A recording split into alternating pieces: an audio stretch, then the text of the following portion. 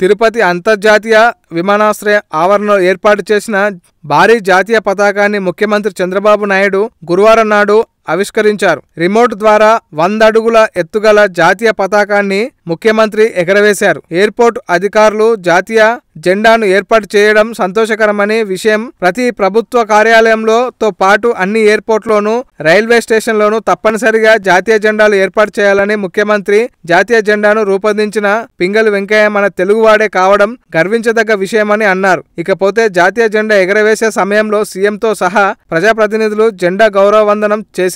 కానీ మంత్రి నారా లోకేష్ మాత్రం జెండాకు వందనం చేసినట్లు కనిపించలేదు. జాతీయ గీతం ఆలాపన సాగినంతసేపు ముఖ్యమంత్రితో పాటు స్థానిక ప్రజలందరూ గౌరవ వందనం చేస్తే లోకేష్ మాత్రం మౌనంగా ఉండిపోయారు. ఇలాంటి నాయకుడు మనకు మంత్రిగా ఉండడం సిగ్గుచేటు అంటూ ఏమి చేసినా మాకు మా నాన్నకు ఏం కాదని చిన్నబాబు ధీమాగా ఉన్నట్లు చూడండి అని అంటున్నారు.